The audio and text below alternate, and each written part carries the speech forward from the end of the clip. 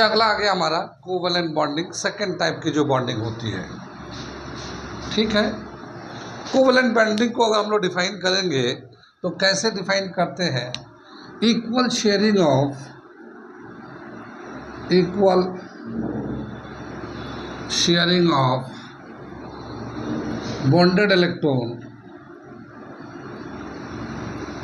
bonded electrons between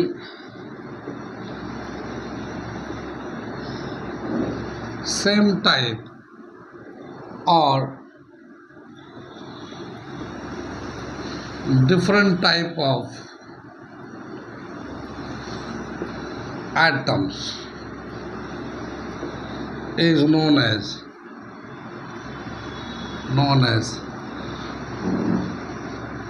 covalent bonding।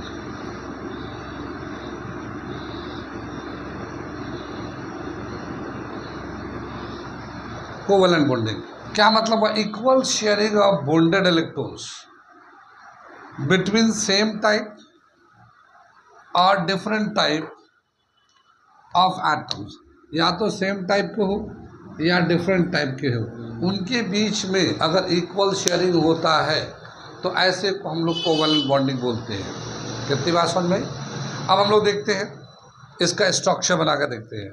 जैसे मान लो hydrogen है, ये हाइड्रोजन का एक एटम है, इसके ऊपर जो इलेक्ट्रॉन होगा एक इलेक्ट्रॉन हमने ऐसे दिखा दिया। दूसरा एक हाइड्रोजन का एटम लेते हैं, उसका भी एक इलेक्ट्रॉन होगा, एक शेल पे ये हो जाएगा। लेकिन ये भी हाइड्रोजन है, ये भी हाइड्रोजन है, दोनों का इलेक्ट्रोनेगेटिविटी सेम आएगा। ठीक है, तो दोनों को खींचने की जो पावर होगी वो सेम होगा। ठीक है, तो जितना ये खींचेगा उतना ये भी खींच सकता है। तो ये जो है ना इक्वल शेयर हो रहा है, ये बॉन्डेड इलेक्ट्रॉन जो है इक्वल शेयर होगा, इधर वाले में भी और इधर वाले में, दोनों के लिए बराबर शेयर हो रहा है। ये लिखा है equal sharing of bonded electrons, equal sharing of bonded electron between same type, यानी जितने भी एलिमेंट्स हैं एक ही तरह के जो मॉलिक्यूल बनाते हैं। जैसे इसका मॉलिक्यूलर फार्मूला क्या हो जाएगा? H2 है ना, दो हाइड्रोजन एटम मिल गया आपस में और इस तरह से बॉन्ड बना लिया। ठीक है, इसके बीच में कौन सा बॉन्ड है? कोवैलेंट बॉन्ड है ये। ऐसे मान लो, जिसे मान लो क्लोरीन है ये ऐसे। ठीक, तो ये हमारा इसका 7 इलेक्ट्रॉन है और हमने एक इलेक्ट्रॉन इधर से ले लिया और इधर से हम लोग 7 इलेक्ट्रॉन ले लेते हैं। ये हम लोग 7 इलेक्ट्रॉन ले लेते हैं इधर से और ये ले लेते हैं और ये हम लोग बॉन्ड बना लेते हैं। तो इधर भी क्लोरीन है, इधर भी क्लोरीन है, दोनों का इलेक्ट्रोनेगेटिविटी सेम है। ठीक है, तो दोनों बराबर खींचेंगे, दोनों को जो पुलिंग पावर होगा बराबर होगा, तो इक्वली शेयर्ड होगा। ठीक है, जब इक्वली शेयर होगा तो ये जो है बॉन्ड बनेगा कोवैलेंट बॉन्ड। ठीक, कोवैलेंट बॉन्ड क्या मतलब हुआ कि दो एटम के बीच में जो एक तरह का एटम है उनके बीच में जो बॉन्डेड इलेक्ट्रॉन्स होता है इक्वली शेयर करते हैं। ठीक है, या अगर डिफरेंट टाइप के हैं, जैसे एक एग्जांपल मैं लेता हूँ, बाद में उसके बारे में एक्सप्लेन करेंगे कि जैसे एक मीथेन होता है CH4, ये मीथेन होता है, ये कार्बन है, यहाँ पे कार्बन के 4 इलेक्ट्रॉन होता है सेकंड शेल यानी कि आउटर शेल पे। ये हाइड्रोजन है 1 इलेक्ट्रॉन, ये हाइड्रोजन है 1 इलेक्ट्रॉन, यहाँ हाइड्रोजन है 1 इलेक्ट्रॉन, ये हाइड्रोजन है 1 इलेक्ट्रॉन। तो 4 बॉन्डेड इलेक्ट्रॉन बनते हैं ऐसे, और ये चारों के चारों कोवैलेंट बॉन्ड है। मगर यहाँ पे कार्बन और हाइड्रोजन डिफरेंट टाइप के हैं, कार्बन और हाइड्रोजन और डिफरेंट है, इनका इलेक्ट्रॉन डिफरेंस है, लेकिन इसका जो स्ट्रक्चर है कुछ इस तरह से अरेंज होता है कि एक दूसरे के आयनिक इफेक्ट को न्यूट्रलाइज कर देता है, एक दूसरे को आयनिक इफेक्ट को न्यूट्रलाइज कर देता है, और इस तरह से ये कोवैलेंट हो जाता है। तो डिफरेंट यानी कि सेम टाइप, ये डिफरेंट टाइप के एटम के बीच में भी मॉलिक्यूल्स जब बनते हैं तो वो भी हमारा कोवैलेंट बॉन्ड बनता है। ये डेफिनेशन समझ में आया? कोवैलेंट बॉन्ड समझ में आया? Covalent bond equal sharing of bonded electron between the same type or different type of atom is known as covalent bond। और हम लोग जितने भी लाइक मॉलिक्यूल है, जैसे H2 है, O2 है, C2 है, जैसे हम लोग O2 है, C2 है, N2 है, ये सब कोवेलेंट बॉन्ड है, ये सब कोवेलेंट बॉन्ड है। और भी बहुत सारे जो डिफरेंट है, जैसे हम लोग इसमें बोला ये भी कोवेलेंट बॉन्ड है, मगर ये स्ट्रक्चर से डिफाइन करेंगे, वो अभी आगे हम लोग देखेंगे। कितनी बात समझ में आई? आगे चले तो कोवेलेंट बॉन्ड समझ में आ रही है। आगे हम लोग कुछ और एग्जाम्पल देखते हैं कोवेलेंट बॉन्ड का, ठीक है, इसे नोट करिए। क्या बताया कि यहाँ पे जब एक ही तरह का एटम कंबाइन करके मॉलिक्यूल बनाता है तो जो बॉन्डेड इलेक्ट्रॉन है वो इक्वली शेयर होता है, और इसी को हम लोग कोवेलेंट बॉन्ड बोलते हैं। या डिफरेंट भी होता है तो उनका स्ट्रक्चर का कुछ ऐसा अलाइनमेंट होता है, अरेंजमेंट होता है, आगे जब हम लोग जाएंगे तो देखेंगे, तो उसकी वजह से भी उसका आयनिक नेचर जो है ना कोवेलेंट में चेंज हो जाता है, ठीक है। और भी कई सारे कंपाउंड्स है, मैं कुछ एग्जाम्पल इसके अलावा लिखता हूँ, और भी एग्जाम्पल लिखता है, एग्जाम्पल लिखता है, ठीक है। एग्जाम्पल लेते हैं हम लोग, स्ट्रक्चर को रिप्रेजेंट करते हैं। याद है कि हम लोग डॉट स्ट्रक्चर या क्रॉस स्ट्रक्चर देते हैं तो उसका नाम आता है Lewis dot and cross structure. तो जितना भी हम लोग डॉट एंड क्रॉस लिखेंगे वो लेविस का नाम आता है, ठीक है। अब जैसे बोला कि अमोनिया NH3, ये भी एक हमारा कोवेलेंट कंपाउंड है। अगर हम लोग इसका स्ट्रक्चर देखते हैं तो नाइट्रोजन का एटॉमिक नंबर होता है 7, नाइट्रोजन का एटॉमिक नंबर 7 होता है, कॉन्फ़िगरेशन होगा 2,5, ठीक है। अगर मैं 2,5 को अगर लिखते हैं तो 1s2 2s2 2p3 ऐसे 7 हो जाएगा, ठीक है। इसके जो आउटर शेल पे है ये p ऑर्बिटल पे 3 इलेक्ट्रॉन होंगे, हाफ फिल्ड होंगे। ये हम लोगों ने एटॉमिक स्ट्रक्चर में बताया था ना, ये 3 इलेक्ट्रॉन होंगे, हाफ फिल्ड होंगे। ये नाइट्रोजन पे, हाइड्रोजन के पास एक एक इलेक्ट्रॉन होता ही होता है, और ये जो है ना 2 इलेक्ट्रॉन है, ये लोन पेयर कहलाएगा। तो नाइट्रोजन में जो इलेक्ट्रॉन का अरेंजमेंट है ये तो हम लोग ऐसे दिखाते हैं लोन पेयर का, और एक इलेक्ट्रॉन इसका इधर, एक इलेक्ट्रॉन इधर, एक इलेक्ट्रॉन इधर, ये टोटल 5 इलेक्ट्रॉन जो था ये सेकंड शेल पे 5 इलेक्ट्रॉन इस तरह से दिखा दिया, ठीक है। अब ये हाइड्रोजन से जो बॉन्ड बनाएगा तो यहाँ पे जो है ना ये हाइड्रोजन से एक बॉन्ड बना लिया, ये यहाँ पे हाइड्रोजन से बॉन्ड बना लिया ये, ठीक, और यहाँ पे भी हाइड्रोजन से बॉन्ड बना लिया ये, ठीक। तो यहाँ पे क्या हुआ कि नाइट्रोजन जो है ये इधर से खींच रहा है, इधर से खींच रहा है, इधर से खींच रहा है, ये बॉन्डेड इलेक्ट्रॉन है, और ये लोन पेयर इलेक्ट्रॉन है। लोन पेयर मतलब पहले ही से पेयर है, अपने आप से लोन पेयर है। इसका कुछ ऐसा अलाइनमेंट आता है कि ये जो कंपाउंड है ये कोवेलेंट हो जाता है, ठीक है ना, ये कोवेलेंट कंपाउंड हो जाता है। ऐसे PCl3 फास्फोरस ट्राइक्लोराइड, ये भी एक कंपाउंड है, इसको देख लेते हैं। फास्फोरस का एटॉमिक नंबर कितना है? फास्फोरस का एटॉमिक नंबर 15 है, 285 है ये। कितनी बात समझ आई? ये जो लास्ट का शेल जो होता है ये वाला हम लोग इलेक्ट्रॉन को लेते हैं। जब भी कभी रिएक्शन में हम लोग बात करते हैं तो जो आउटर शेल पे, वैलेंस शेल पे इलेक्ट्रॉन होता है उसी शेल के इलेक्ट्रॉन को डिस्कस करते हैं, उसी पे रिएक्शन डिपेंड करता है। इनर शेल के इलेक्ट्रॉन पे रिएक्शन डिपेंड नहीं करता। तो ये 5 है, यानी कि 1 2 3 थर्ड पीरियड और 5th ग्रुप में आता है फास्फोरस, ठीक है ना। अब फास्फोरस का यहाँ पे जो है क्लोरीन के साथ रिएक्शन करते हैं तो फास्फोरस पे एक तो लोन पेयर ऐसे हो जाता है, फास्फोरस पे एक यहाँ एक यहाँ एक यहाँ, फास्फोरस पे 5 इलेक्ट्रॉन ऐसे हो गया, ठीक है। अब यहाँ पे जो है क्लोरीन है तो एक क्लोरीन से हम लोग यहाँ पे रिएक्शन कराते हैं, ये क्लोरीन के 7 इलेक्ट्रॉन आउटर शेल पे होते हैं, 6 ये और 1 ये, ऐसा ये बॉन्ड बना लिया, ठीक है। ऐसे ही क्लोरीन जो है यहाँ पे भी ले लेते हैं, 7 इलेक्ट्रॉन को दिखा देते हैं हम लोग, एक ही ये बॉन्ड बना लेता है, ठीक है। ऐसे ही क्लोरीन पे यहाँ पे 7 इलेक्ट्रॉन इसका यहाँ पे ऐसे दिखा रखा है, ये ऐसे बना रखा है, ठीक है ना। कितनी बात सुन रहे हैं? तो ये फास्फोरस ट्राइक्लोराइड ये भी कोवेलेंट कंपाउंड है, ठीक है ना, कोवेलेंट कंपाउंड ये भी है। ऐसे और भी बहुत सारे कंपाउंड है, कुछ एग्जांपल मैं लिखते जा रहा हूँ, दिखाते जा रहा हूँ। ये डिफरेंट है, देखिए ये फास्फोरस है, ये क्लोरीन है, दोनों का इलेक्ट्रोनेगेटिविटी डिफरेंट है, मगर फिर भी इनके अलग होने के, इलेक्ट्रोनेगेटिविटी डिफरेंट होने के बाद भी इनका जो स्ट्रक्चर है कुछ इस तरह से अरेंजमेंट है कि वो न्यूट्रलाइज कर देते हैं, आयनिक इफेक्ट को न्यूट्रलाइज कर देते हैं। तो इसी तरह ये कोवेलेंट कंपाउंड हो गया। लाइक मॉलिक्यूल का तो हमने कर ही रखा है, लाइक का मतलब ये जो हमने बताया था H2O2 N2 Cl2 K2, ये सब लाइक एटम जो है ये तो कोवेलेंट बनता ही बनता है। जो डिफरेंट वाले हैं उसको मैं दिखा रहा हूँ, ठीक है। आगे चले हम लोग, आगे दे रखा जो कोवेलेंट बॉन्ड होता है वो तो इक्वल शेयरिंग से बनता ही बनता है, लेकिन कभी कभी ऐसा होता है कि सिंगल बॉन्ड बनता है, डबल बॉन्ड भी बनता है, ट्रिपल बॉन्ड भी बनता है। तो उस डबल ट्रिपल बॉन्ड को लेविस ने कैसे रिप्रेजेंट करने का तरीका बताया है, ठीक है ना। एक दो एटम के बीच में डबल बॉन्ड है तो कैसे दिखाएंगे, तीन एटम के बीच, दो एटम के बीच में ट्रिपल बॉन्ड है तो कैसे दिखाएंगे। तो मल्टीपल बॉन्डिंग, कोवेलेंट बॉन्डिंग, अगला हेडिंग डालने जा रहे हैं हम लोग, ठीक है। मल्टीपल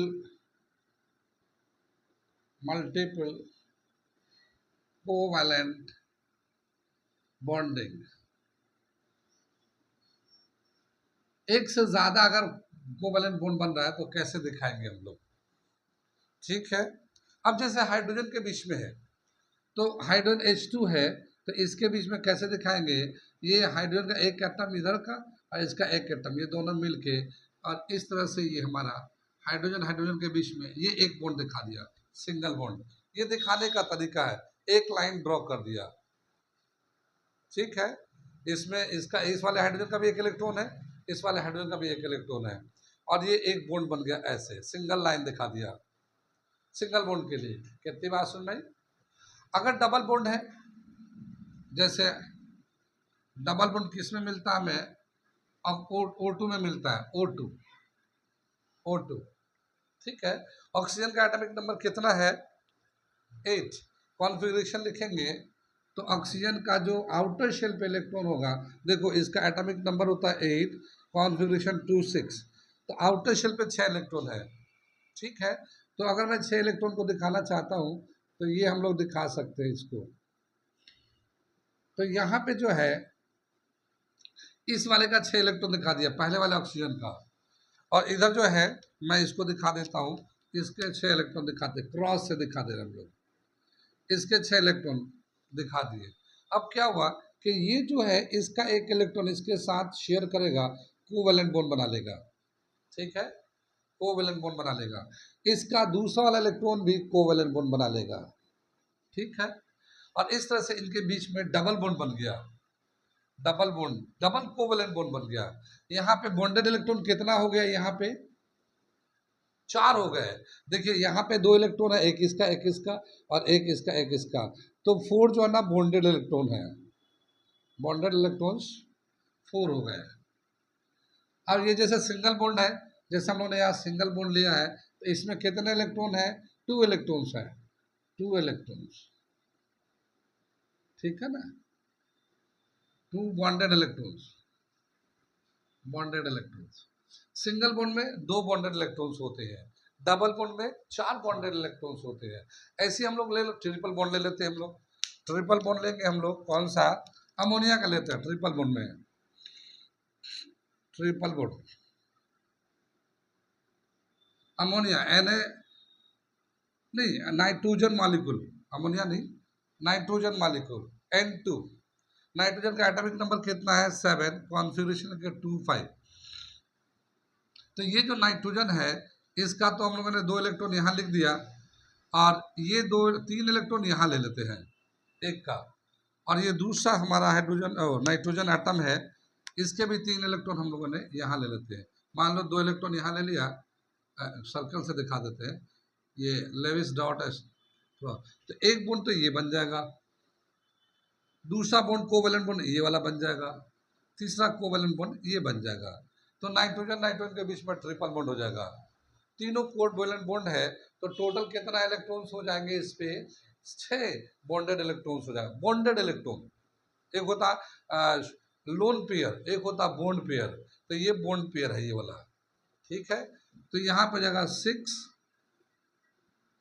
बॉन्डेड इलेक्ट्रॉन्स, ठीक है ना, 6 बॉन्डेड इलेक्ट्रॉन। तो ऐसे बताया गया कि लेविस डॉट या क्रॉस स्ट्रक्चर से एक दो एटम के बीच में सिंगल बॉन्ड बनता है तो कैसे दिखा सकते हैं, डबल बॉन्ड बनता है तो कैसे दिखा सकते हैं, और ट्रिपल बॉन्ड बनता है तो कैसे दिखा सकते हैं। कोवलेंट बॉन्ड में होता है, डबल होता है, सिंगल होता है, सिंगल होता है, डबल होता है, ट्रिपल भी होता है।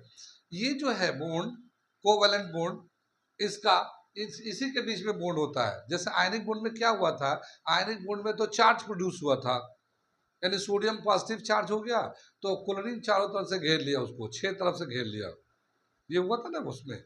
लेकिन यहाँ पे ऐसा नहीं होता, इसमें चार्ज नहीं बनता है, इलेक्ट्रॉन जो है ना इन्वॉल्व होते हैं बॉन्डिंग बनाने में। ठीक है, तो इलेक्ट्रॉन जब इन्वॉल्व होते हैं बॉन्डिंग बनाने में, तो इस तरह से ये single bond, double bond, triple bond, ये कोवलेंट बॉन्ड में ही आता है। Single, double, triple. Ionic bond में सिंगल, डबल, ट्रिपल नहीं होता, वो तो क्रिस्टलाइन स्ट्रक्चर हो जाता है, वो अपोजिट चार्ज होते अट्रैक्ट करता रहता है। कितनी बात समझ में, ये यहाँ तक समझ में आ गया। आगे चलते हैं, अब देखते हैं कोवलेंट बॉन्ड जो बनते हैं, ये जो मॉलिक्यूल बन के आता है, इनका क्या है जनरल कैरेक्टरिस्टिक। ठीक है, कुछ जनरल का मतलब ये कि जनरल ये करेक्टर होता है, स्पेसिफिक का मतलब कुछ कुछ कहीं कहीं स्पेशल करेक्टर भी आता है। लेकिन एज ए होल अगर कोवलेंट देखा जाएगा तो कोवलेंट में ये जनरल करेक्टरिस्टिक होते हैं। तो वो मैं लिखता हूँ general characteristic of covalent compounds.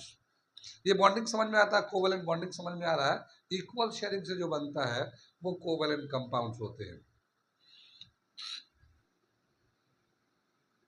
Properties of covalent compound ये देखते हैं। सबसे पहला जो प्रॉपर्टीज दे रखा है कि जितने भी कोवलेंट कंपाउंड होते हैं वो नॉन कंडक्टिंग होते हैं। सबसे पहले लेते हैं, जितने भी कोवलेंट कंपाउंड होते हैं या तो गैसवस फॉर्म में एग्जिस्ट करते हैं या फिर लिक्विड के फॉर्म में। सॉलिड के फॉर्म में बहुत ही रेयर मिलते हैं, सॉलिड के फॉर्म में बहुत ही रेयर मिलते हैं। तो most of the most of the covalent compound, covalent molecules exist in gaseous state। ये ज्यादातर जो है ना गैस के स्टेट में एग्जिस्ट करता है, except a few, except a few which exist in liquid or solid state। यानी ये जो है कोवेलेंट कंपाउंड सॉलिड में लिक्विड में बहुत कम मिलते हैं, ज्यादातर गैस के फॉर्म में एग्जिस्ट करते हैं, ज्यादातर गैस के फॉर्म में एग्जिस्ट करते हैं। ये तो पहला प्रॉपर्टीज दे रखा है। दूसरा प्रॉपर्टीज दे रखा है, ठीक है, it is non conducting, it is non conducting. यानी जिस तरह से आयनिक कंपाउंड एक कंडक्टर की तरह बिहेव करता है, यहाँ पे जो कोवेलेंट कंपाउंड है ये कंडक्टर की तरह बिहेव नहीं करता है। ठीक है, इससे करंट आयनिक कोवेलेंट कंपाउंड के सॉल्यूशन से अगर करंट पास करेंगे तो इससे करंट पास नहीं होता। ठीक है, आगे चले हम लोग। इसी तरह से दे रखा है, जब इसको वाटर में डिसॉल्व करेंगे, वाटर में डिसॉल्व करेंगे तो ये आइंस में डिसोशिएट नहीं होता। जैसे आयनिक कंपाउंड जो है ना, जितने भी आयनिक कंपाउंड अगर उसको पानी में डालेंगे ना तो आइंस बन जाएंगे, कटाइंस एंड अनाइंस बन जाएंगे। लेकिन ये जो कोवेलेंट कंपाउंड है ये पानी में डिसॉल्व करने के बाद ये कटाइंस एंड अनाइंस नहीं बनाते। तो क्या लिखेंगे, इट डज नॉट